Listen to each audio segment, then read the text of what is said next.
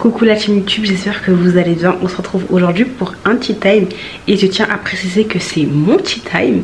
Alors pour ceux qui ne connaissent pas le concept de tea time, vous pouvez en retrouver énormément sur ma chaîne. Vous me racontez tout simplement vos histoires et moi je les raconte à la première personne du singulier parce que j'aime bien transmettre les émotions que je ressens durant les lectures. Sinon généralement ce ne sont pas mes histoires. N'hésitez pas à venir me suivre sur mes réseaux sociaux, à vous abonner, à lâcher un petit commentaire, un petit like et je vous laisse avec le suite de mon tea time.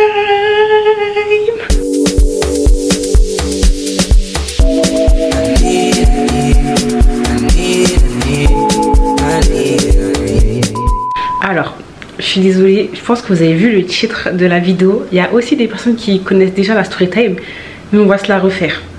Je sais que vous aimez trop les bêtises en fait.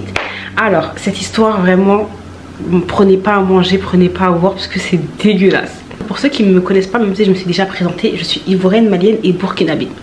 Sauf que le Burkina, j'en parle pas souvent, même si faut mettre la lumière sur le pays des hommes intègres. Parce que les gens connaissent pas trop le pays. À chaque fois, on me demande oui, c'est où, c'est quoi. Et flemme en fait des questions stupides, bêtes comme ça. Même ta carte géographique, tu la connais pas. C'est pas moi, je vais t'apprendre. Donc je dis rarement que je suis burkinabé, mais sinon je suis burkinabé de pur sang. Voilà, je suis une petite sénoufo de Banfoura. Enfin, pas de Banfoura, mais vous avez capté.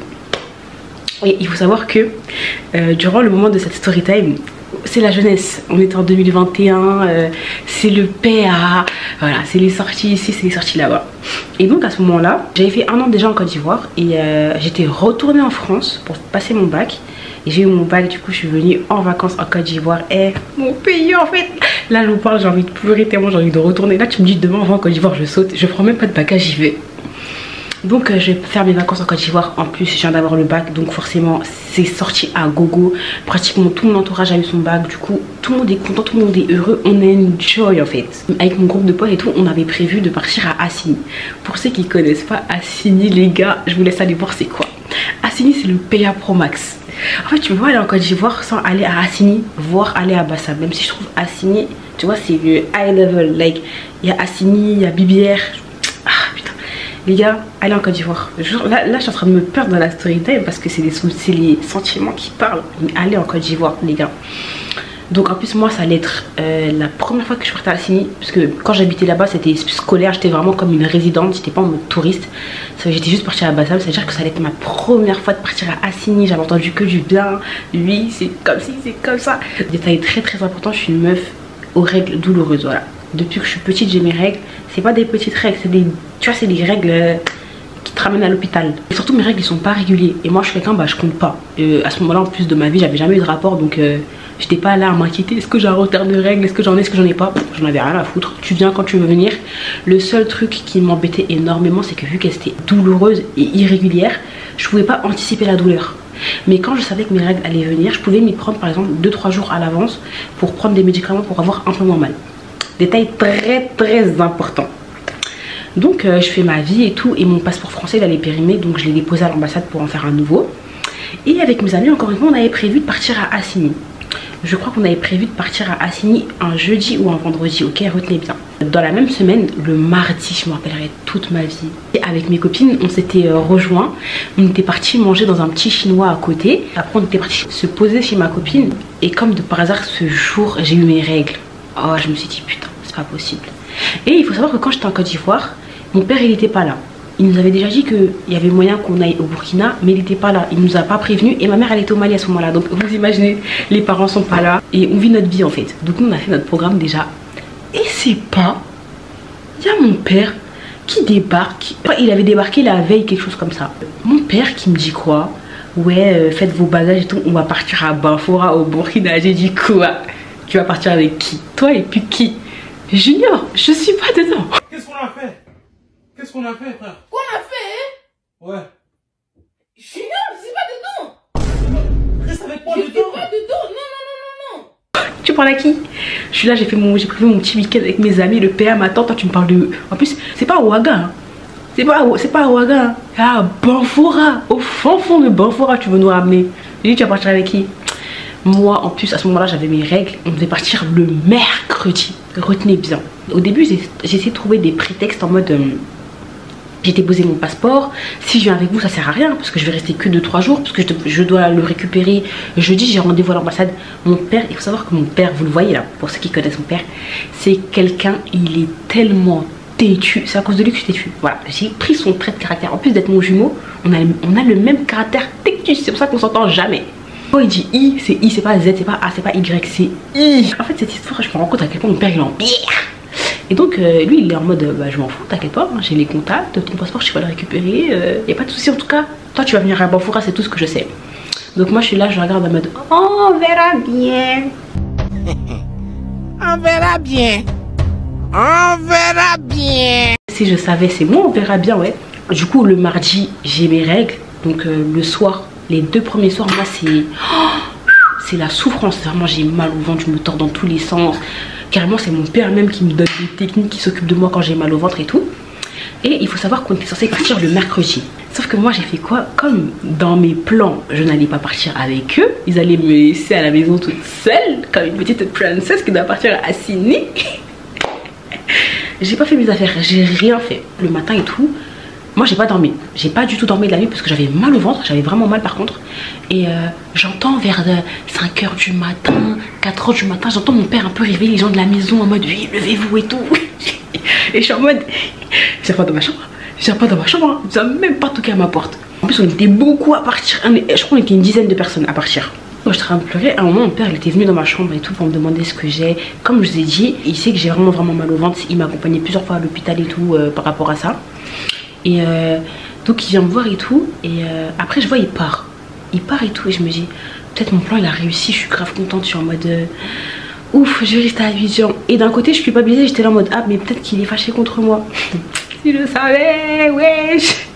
Donc il réveille d'abord les 9 autres personnes là, et puis vient mon tour. Et puis moi quand il me réveille, je crois qu'on devait partir à 8h, il était peut-être 7h30, un truc comme ça. En tout cas c'était vraiment presque l'heure.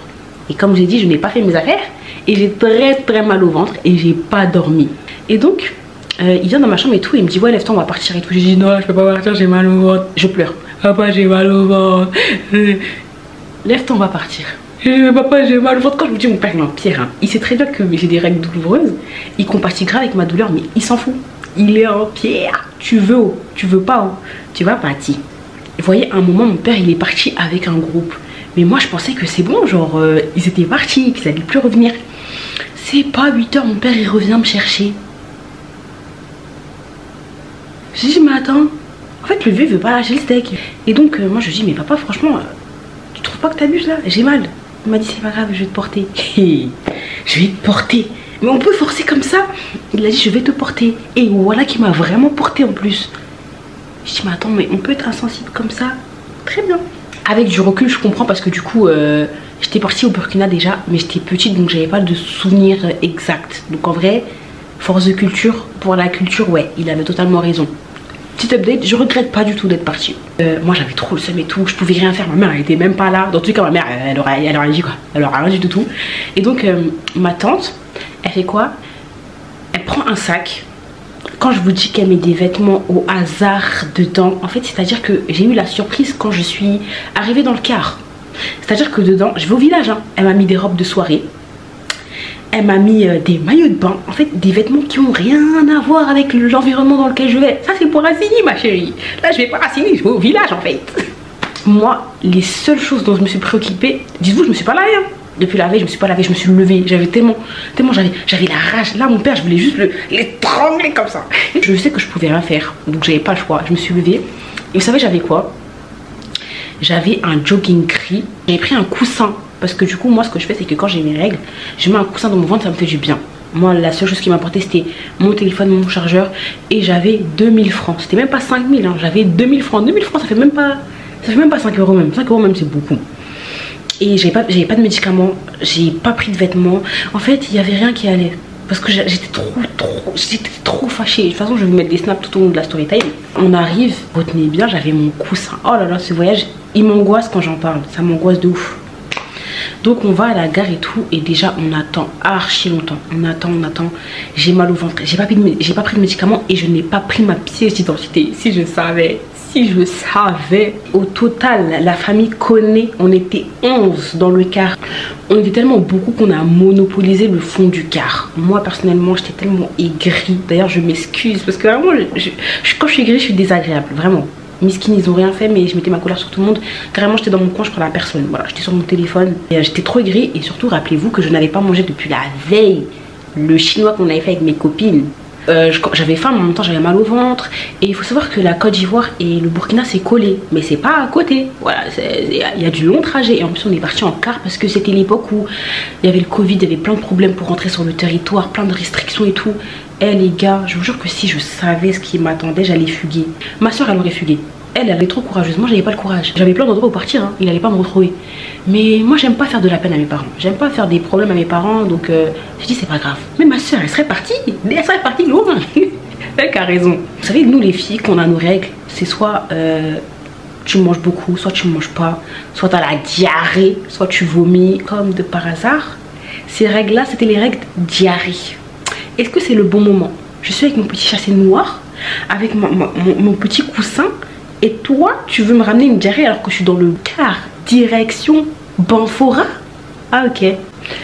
Donc j'ai toujours pas mangé. À un moment, on s'arrête à Yamoussoukro. Normalement, vous devez connaître Yamoussoukro. C'était ça la capitale à la base. Voilà, on s'arrête à Yamoussoukro d'ailleurs. C'est tellement beau Yamoussoukro, j'ai kiffé. Mon père il achète à manger, mais moi je mange pas. Et il faut savoir que je me rappelle même plus si j'avais pris des serviettes. Mais tout ce que je sais, c'est qu'on avait tellement roulé sans s'arrêter que quand on a fait une pause, je crois que c'était à Yamoussoukro du coup, ou après Yamoussoukro, je me suis rendu compte que mon jogging gris, il était tout taché de sang. Oh, eh mon dieu, c'est dégueulasse. Oh, c'est dégueulasse. Mais après, j'ai pu me changer, qu'on avait fait une pause, mais c'était dégueulasse. Là, les gars, on arrive au moment fatidique. Donc, on fait la pause, ensuite on roule. Le problème, c'est qu'en fait, les pauses, c'était aléatoire. Donc, tu sais pas si c'est toutes les 30 minutes, toutes les 1 heure, toutes les 15 minutes. À un moment donné, je commence à sentir une sensation, personne ne veut la sentir. Quand t'es pas chez toi, tu veux pas sentir ça. Mon ventre il commence à tourner, mes fesses elles commencent à me picoter. Je me dis non, c'est pas ce à quoi je pense. Non. Par contre, Dieu merci, le car il s'était beaucoup vidé. On était beaucoup moins qu'au départ, mais là je commence à avoir une sensation. Est-ce que vous savez la sensation de la diarrhée qui est au bord de la rupture? Si je pouvais même mettre un bouchon dans mes fesses, je l'aurais fait. Le caca il était au bord. Vous voyez comme on dit au bord de l'anévrisme. Il était là. Welcome, I'm back, I'm coming, I'm here, let me out. C'était ça qu'il me disait. Ah là là, j'ai honte. J'ai honte. Il m'a dit toi aujourd'hui, je vais te faire du sale. Je vais te faire la honte devant tout le monde. Je vais te hacker maman. Je vais t'afficher. Parce que vous voyez les dodanes, quand ils prenaient les dodanes, ça faisait boum genre. Et en plus moi j'avais mal au ventre, supplément dodane. Et supplément le caca au bord. Oh mon dieu, j'ai cru que j'allais mourir. Et derrière moi il y avait mon petit frère et ma petite soeur. Et je leur demandais ouais s'il vous plaît, dites que vous voulez aller aux toilettes, c'est quand la pause et tout, je suis en train de craquer et tout, je vais pas tenir et tout. Ma petite soeur elle fait croire que c'est elle qui va aux toilettes. Et ils disent que la pause c'est dans 15 minutes. Je me dis je peux pas tenir. Les gars, j'ai fait l'impensable. Je pouvais pas. Et donc ce que j'ai fait c'est que il y avait un sachet, j'ai pris le sachet, je suis partie au fond du car avec un petit mouchoir et je me suis mis bien. En fait j'ai commencé à lâcher tout ce qu'il y avait à lâcher en fait. Mon frère et ma soeur ils se retournent et tout, ils me regardent en mode c'est qui là qui pue là, c'est lui là, c'est lui là. Ça me lançait des side eye en mode. Et en plus vous voyez vu que c'était le car, l'odeur elle a pris tout le car. L'odeur elle a tellement pris tout le car que dès que j'ai fini de chier dans mon sachet, mon petit sachet noir, le mec il fait une pause. J'ai dit mais tu te fous de moi ou quoi? Tu me dis c'est dans 15 minutes, je finis de me lâcher, toi tu fais la pause. Ça va pas. Et donc dans le car ça puait tellement que tout le monde se regardait en mode ouais c'est qui a pété? Non c'est moi j'ai chié en fait. Je descends du car et tout, et vu que ma soeur elle avait un bébé, elle avait des lingettes et je me sentais tellement sale. En fait le sang des règles, le jogging taché, la diarrhée. J'ai dit est-ce que je peux avoir une lingette et tout? Elle m'a passé des lingettes, j'ai essayé un peu de me rafraîchir comme je pouvais. On est arrivé dans un village, pardonnez-moi je suis vraiment désolée mais le sachet je l'ai jeté au village. Je l'ai jeté au village qu'on a fait la pause. Je suis désolée ça se fait pas. J'allais certainement pas garder ça dans le car. Du coup on a fait la pause, ça m'a énormément soulagée. Mais les gars, je suis pas au bout de mes peines. Quand je vous dis que c'est l'un de mes pires pire voyage. Non, c'est le pire voyage. J'ai pas eu pire en fait. Voilà. Donc on a repris la route. N'oubliez pas qu'on a pris le car aux alentours de 8h, 8-9h. On est arrivé à la frontière avec le Burkina qu'à 21h. Et on n'était pas encore arrivé à Banfoura. Hein. Et comme je vous ai expliqué, à ce moment-là, il y avait grave des problèmes et tout pour rentrer sur le territoire burkinabé. Ça veut dire qu'au lieu de prendre un car qui nous ramène directement à Banfoura, on a dû prendre des passages interdits, entre guillemets, clandestins, très clairement. Là, les gars, putain, je vais jamais oublier. J'ai encore les snaps, je vais vous mettre. Donc là, faut pas oublier que j'ai mon petit sachet avec mon chargeur, mon téléphone et mes petits 2000 francs. Et mon coussin, ok. Et là, on nous dit quoi? On nous dit que ouais, on va devoir prendre des motos et tout pour aller jusqu'à la frontière. Ou après, prendre un car là-bas. J'ai dit, c'est une blague. C'est une blague. Et là, les gars, la peur de ma vie. Franchement, j'ai cru que j'allais laisser ma peau. J'ai eu tellement peur que bah, j'ai filmé en fait. J'ai mis dans ma story, ouais, si je meurs, c'est mes parents et tout, c'est de leur faute. Ok les gens, je vous raconte pas dans la merde dans laquelle je suis. Si j'arrive en vie, je vous fais une story time. Yeah. Maman, je t'ai dit je veux pas partir. Tu m'as dit de partir. Regarde papa il fait quoi. Regarde il fait quoi. À cause de lui on va monter sur des motos à 3, à 4. Et c'était une dinguerie. C'est qu'à partir de 22h vraiment qu'on a pu trouver toutes les motos qu'il fallait. Dis-vous que par moto on était minimum 3. Pas moins. Ça pouvait aller jusqu'à 4. Moi ça va, j'ai eu de la chance. Il y avait le chauffeur, il y avait ma soeur et son bébé. Et il y avait moi, donc on était 4 mais le bébé il comptait pas. Mais il y avait des motos où genre ils étaient 4 dessus et tout. À 4 sur une moto le soir sans lumière. Après. Voilà. C'est chaud.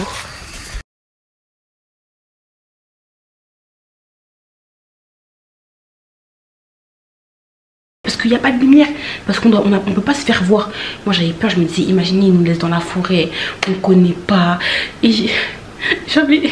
Quand j'y repense même, j'ai peur. Alors que c'est du passé. Et il faut savoir que le chemin clandestin qu'on avait emprunté, à chaque étape, on va dire, entre guillemets, il y avait des dossos. Les dossos, c'était des grands monsieur, gros bustes, avec des fusils, avec des tenues très atypiques. On va dire que c'était leur territoire. En gros, si tu veux passer, tu leur donnes l'argent. Voilà. T'as pas d'argent, tu passes pas. Soit tu retournes, soit on te laisse dans la forêt, en fait. Mon père, il a tellement dépensé. Ils l'ont tellement arnaqué. Hey. Quand on est dans la forêt, il roule vite, on est beaucoup, on dirait un cortège.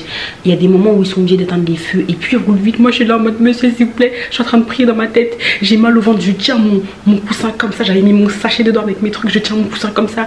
Faut pas oublier que j'étais en t-shirt, j'avais tellement froid parce qu'il roulait vite. Et là en mode il y a mon neveu, roulez doucement. Il y a une moto qui est tombée. Il y a une moto qui est tombée, c'était tellement drôle, mais sur le coup j'arrivais pas à rire. C'est que après que j'ai rigolé, mais sur le coup je pouvais pas rire. Et on a souffert. Ouais papa tu es méchant. Ouais. Ça veut dire que au bout du 5e ou 6e barrage, mon père il dit c'est mort, il paye plus. Parce qu'en fait il a déjà réglé tout ce qu'il avait à régler. Et là c'est clairement de la carotte ce qu'on est en train de lui faire. Il a dit c'est mort, il paye plus. Là je suis là, on se regarde, on s'arrête. Ils disent qu'ils peuvent pas avancer. Il y a ma petite soeur qui a 6 ans, mon neveu qui a 7 mois. On a faim, on a froid, on a peur.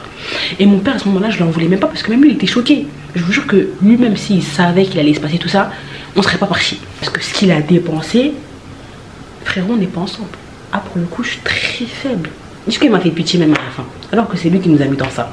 Là vraiment j'ai plus la notion du temps. Voilà, je suis réveillée depuis, je sais pas depuis quand je suis sous nuit blanche, j'ai mal au ventre. Jusqu'à j'ai même plus mal au ventre même. J'ai mal au ventre mais j'ai plus mal tellement il y a trop de trucs dans ma tête. On a faim, on fait une pause. Durant cette pause, il y a un autre groupe qui arrive. Et parmi ce groupe, il y avait un jeune handicapé. Et donc l'handicapé là il a mangé. Et lui il a fallu même pas qu'il mange. Hein. L'handicapé il a mangé. Maintenant il dit il bouge pas. Je suis en mode non mais s'il te plaît, je sais même plus comment il s'appelle. Ah mais s'il te plaît, c'est bon là, tu vois. Depuis je sais pas quoi on est réveillé, on veut arriver au Burkina. C'est bon s'il te plaît tu as mangé, faut t'asseoir partir, c'est bon. Le gars il veut pas partir, il veut pas bouger. Il s'arrête comme ça, il met son corps tout sec, tout dur. Laisse-moi, laisse-moi, laisse-moi. Il répète ça en boucle, laisse-moi, laisse-moi. On est là, on le regarde, s'il te plaît, faut faire à cause de Dieu, pardon, pardon, faut faire ma partie, faut t'asseoir ma partie. Laisse-moi, laisse-moi. Sa mère elle me faisait trop pitié. On le met sous la moto, il court. On le met sur la moto, il court. Est-ce que ça ils ont fait quoi? Ils sont partis chercher un sac de riz vide. Ils l'ont mis dedans et ils l'ont attaché à la moto. J'ai dit oh Adama on peut faire ça. Sa mère elle pleurait, mesquine, elle me faisait trop de la peine. En vrai lui on n'en veut pas parce qu'il est handicapé, c'est pas de sa faute. Il me faisait trop de la peine. Ils ont mis le petit dans un sac de riz, wesh. Alhamdoulilah, 4 h du matin, après 20 h sur la route, on arrive enfin au Burkina. Alhamdoulilah. Arrivé au Burkina, il faut qu'on prenne un autre car pour arriver là où on doit partir. Sauf que le car il partait seulement à 6 h du matin. Et là mon père il s'est dit non c'est bon, on est fatigué. Donc ce qu'il a fait c'est qu'il a loué un minibus. Alhamdoulilah, on monte dans le minibus, on est fatigué, on est épuisé, on n'a plus de force. C'est pas on décolle, à un moment donné je m'endors, je vois on s'arrête, mais on s'arrête trop longtemps. Je me réveille, contrôle, putain de merde, j'ai pas ma putain de pièce d'identité. Oh les gars, en fait c'est quand ça se termine, ça devient trop long là, j'en ai marre. C'est quand que ça se finit, j'en peux plus. Quand j'y repense j'ai souffert hein, et les sommes. Quand on vous dit que le Burkina c'est le pays des hommes intègres, donc moi je me suis dit quoi, je commence à me dire putain j'ai merdé et tout, j'ai pas ma pièce d'identité, comment je vais faire. Mon père il m'a prévenu mais j'ai voulu faire la têtue. Moi je pensais que ça allait le déranger lui, mais en fait non, c'est moi que ça a dérangé. Donc le monsieur me demande de le suivre. Je dis mais monsieur j'ai ma pièce dans mon téléphone. Il me dit on n'est pas en France ici ma chérie, ici c'est le Burkina, tu me montres ta pièce en physique ou tu me suis. Aïe j'ai aimé hein. J'ai aimé parce qu'il a raison. Donc je l'ai suivi et tout. Il m'a mis dans son bureau, j'étais assise comme ça, je savais pas quoi faire. Je vais faire quoi? Je vais retourner en Côte d'Ivoire après tout ce que je viens de vivre. J'ai commencé à pleurer, j'ai dit monsieur j'ai 2000, prenez. Au final je crois que mon père il a payé de l'argent ou je me rappelle même plus. Mais il m'avait dit que bah fallait que j'ai ma pièce. Après ça j'ai compris la leçon. Je vous jure que je continue à sortir sans pièce d'identité. Mon père il me regardait en mode c'est bien fait. Voilà. Je t'ai prévenu, t'as voulu faire la meuf têtue. Je suis plus fou que toi en fait. C'est moi j'étais née. Donc au final on arrive enfin au Burkina. Alhamdoulilah. En fait c'est quoi ce long périple là? Là vous devez vous dire enfin elle est arrivée, ça s'est bien passé, c'est fini. Non c'est pas fini parce que le retour aussi tout aussi catastrophique. Honnêtement pour mon petit voyage au Burkina, franchement j'ai kiffé. C'est très famille, franchement j'ai trop aimé. J'ai vu la famille, ça faisait longtemps que j'avais pas vu. J'ai trop kiffé, j'ai vraiment pas regretté d'être partie.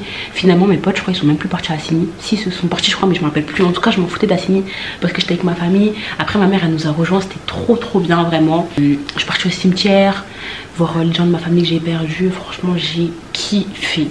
Sauf que bien évidemment là-bas j'avais pas de wifi. Et il faut savoir que là où on habitait, juste en face, quand je vous dis en face comme ça là, en face de la maison il y avait quoi? Un bordel. Vous voyez où j'étais, en tout cas dans le quartier où j'étais, les gens n'avaient pas beaucoup de moyens. Mais là-bas les go, faut pas les voir avec leur teinture, leur sac. Et puis les hommes qui viennent pour payer leur service là, des grosses voitures et tout. Et du coup là-bas bah, forcément ils avaient le wifi. Ça veut dire que nous on allait voler le wifi du bordel en fait, pour un peu rester en contact avec les gens bah, d'Abidjan et tout.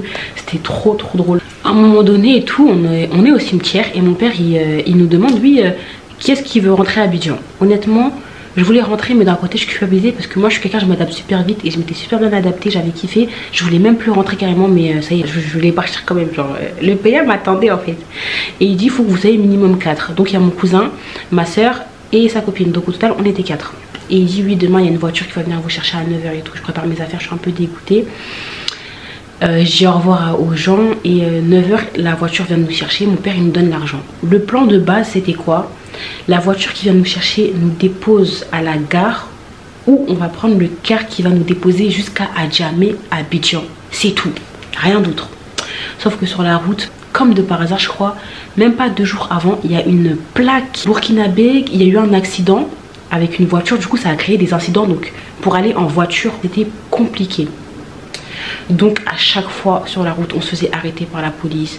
On payait, l'argent est diminué, l'argent est diminué. Oh les gars, c'était trop dingue. Étant donné qu'il y avait eu l'accident et que la plaque burkinabé ne pouvait pas rentrer en Côte d'Ivoire, ils nous ont laissé un petit peu avant la frontière et on a pris la moto. Après honnêtement là la moto ça va, c'était en journée, c'était rapide, on n'était pas beaucoup donc en vrai c'est passé vite. Donc aux alentours de midi on arrive là où on doit prendre le car à la frontière du coup. Première station on voit que le prochain car pour Abidjan il est pour le lendemain à 7 h. Il est midi, qui va passer la journée et la nuit ici? De toute façon on a souffert, non en fait. Donc on va dans un autre endroit et on voit qu'il y a un car, mais problème c'est moi, j'ai pas ma pièce d'identité. Ah les gars, je m'en suis tellement voulu, j'avais envie de me tuer. Vraiment c'était trop de ma faute, j'avais trop le seum de moi. Moi j'avais pas de pièce d'identité. La pote à ma soeur elle avait une pièce diplomatique et je sais pas pourquoi ils voulaient pas accepter. Et mon cousin, il avait des passe-pieds burkinabés. Ça veut dire que quand tu es burkinabé pour aller en Côte d'Ivoire, tu payes plus cher. Et là, en fait, c'est que des problèmes sur problèmes sur problèmes. Le monsieur qui nous avait pris en moto, il était tellement gentil, il est resté avec nous, il nous a aidé, il a essayé de trouver des solutions. Mais vraiment, gros cœur sur lui. Son problème, c'est qu'en fait, quand il a pris mon numéro, après, il me draguait. Du coup, je l'ai bloqué. Mais sinon, il nous a tellement aidé. J'étais tellement reconnaissante parce qu'il perdait de l'argent, en fait. Mais il était là à nous aider. Je vais jamais oublier ce monsieur. Même si j'ai oublié son nom. Mon cousin, lui, il était trop bizarre. Parce qu'il faisait que de nous dire non, mais vous savez qu'il y a des camions et tout, les camions qui transportent le ciment de la Côte d'Ivoire au Burkina ou du Burkina en Côte d'Ivoire et tout. Ils peuvent nous prendre. Moi, j'ai déjà fait le trajet avec eux et tout. Il faisait que de parler de ça. Ça se voit, il voulait trop partir dans un camion et tout, il voulait refaire l'expérience. Sauf que moi, j'étais en mode non. Genre, à l'aller, on a souffert. Au retour, on prend un car, on rentre, ça y est, frère, c'est bon. Sauf qu'en fait, le temps il passe. On n'a pas de pièces. Il n'y a pas de solution. Donc, en vrai de vrai, je pense que c'est la seule option qui s'offre à nous. Vous inquiétez pas, c'est pas la fin des périples. Du coup, mon cousin, il était avec monsieur Kwadjo et tout, ils essayaient de trouver une solution. Entre temps, ils ont trouvé une solution. Vous voyez, quand une voiture vient de France, là-bas, on appelle ça France au revoir. Donc, c'est les voitures qui sont maintenant ivoiriennes ou burkinabées, peu importe. On avait trouvé ça. Donc, ils avaient accepté, eux, de nous prendre en voiture. Sauf que le temps qu'on ait cherché nos bagages, ils sont partis. Parce que d'après eux, on avait pris trop de temps. Mais est-ce que vous vous rendez compte? En fait, c'est quand ça se termine. Ça se termine pas. Alhamdoulilah, on a trouvé une solution, mais c'était une solution pas très commode. Faut pas oublier que pour partir à Abidjan dans les camions de ciment, c'est totalement interdit. C'est limite illégal puisque tu passes la frontière illégalement, très clairement. Sauf qu'on n'avait pas de solution. Et il y a un détail important que je dois vous préciser. Il faut savoir qu'à la gare où on était, il y a des syndicats. Je sais pas c'est quoi les syndicats. Eux, je sais juste que c'est des escrocs. Et eux, ils voulaient absolument qu'on passe par eux pour qu'on puisse leur donner de l'argent, pour qu'ils puissent nous trouver une solution. Ça veut dire que vu qu'on ne les avait pas sollicités, ils nous guettaient du coin de l'œil pour voir nos moindres faits et gestes. Nous on savait pas, mais eux ils nous guettaient de l'œil. Ça veut dire que dès qu'on partait, ils allaient nous suivre pour voir avec qui on y va, si c'est légal, si c'est illégal. Ils avaient trop faim parce qu'ils voulaient absolument le jet, ils voulaient l'argent. Donc nous on est grave contents, on a trouvé les camions, on y va et ils voyaient qu'on se ramasse tous pour partir. Comme je vous ai dit, c'était interdit, du coup on s'est rejoint un peu plus loin. Et chose qu'on savait pas, c'est qu'ils étaient en train de nous suivre en moto. Donc on est dans les gros camions. Vous voyez, dans les camions, c'est haut mais c'est très court. Ça veut dire qu'il y a le chauffeur et à la place du copilote, on va dire. Et après il y a un petit espace. Donc il y avait moi et mon cousin, on était pliés comme ça. Je sais même pas comment c'est possible que j'ai pas eu de torticolis. On était pliés comme ça pendant tout le trajet. À un moment donné, c'est pas, la voiture elle s'arrête. On voit quoi? On voit ils nous ont suivis, le syndicat, et ils commencent à nous faire du chantage. Ouais, si vous ne nous donnez pas l'argent, on va dire que vous avez pris des gens pour partir avec eux à Abidjan et tout. J'étais en mode mais ça va pas. Pourtant ces hypocrites là, ils étaient en train de rigoler à gorge déployée comme ça avec nous. Ils savaient qu'on avait galéré, qu'on était là depuis ce matin et tout. Ça m'a fait trop mal au cœur. Donc on leur a donné de l'argent et comme de par hasard, au moment où on veut partir, panne. Les gars, panne. Une panne. Est-ce que c'est le moment de tomber en panne? C'est pas le moment en fait. Donc là la voiture elle commence à tomber en panne. À un moment donné je suis là, je suis juste habituée. J'attends que les choses se fassent. J'en peux plus. Bon, ils viennent régler la panne. On se cache. Franchement le trajet se passe bien. Ils sont hyper gentils. Franchement je vais jamais les oublier ces gens là. J'ai oublié leur tête hein, mais je vais jamais oublier le bien gros qu'ils ont fait pour nous. Sauf que eux vu que c'est professionnel, à partir de 22 h ils ont plus le droit de conduire. Donc on arrive sur Bouaké. Franchement une super belle ville aussi. On arrive à Bouaké, ils nous donnent à manger et on a dormi dans une station essence. Il y a un monsieur qui nous a ouvert la station essence pour qu'on puisse dormir dedans. Je vais vous mettre toutes les photos de toute façon, vous allez voir. Franchement super belle expérience. Ensuite à 6 h on se lève. Pareil, on prend le petit déjeuner. Ils se sont tellement bien occupés de nous, c'était trop gentil. Toujours le même processus parce qu'ils n'ont pas le droit de nous prendre. Donc ça veut dire qu'au moment de partir, nous on avance, après ils nous prennent sur la route. Franchement ils ont été tellement gentils, ils nous ont déposés vers Makori ou bien Treichville comme ça. Et après moi je suis rentrée et franchement je vais jamais les oublier. Et voilà, ça c'était vraiment mon pire voyage. Vous me direz ce que vous en pensez. Qu'est-ce que vous auriez fait à ma place? Est-ce que si vous saviez tout ce qui m'attendait, est-ce que vous auriez fugué ou pas? Est-ce que vous auriez suivi mon père? Honnêtement je regrette pas, ça me fait une histoire à vous raconter aujourd'hui, j'en rigole. Carrément ça me manque, je veux revivre l'expérience. J'aurais fait un petit live même si j'avais pas de réseau. Mais voilà franchement hyper beau souvenir. Et voilà c'était le petit tea time de Bébé Star. Et on se dit à dimanche prochain pour un tea time.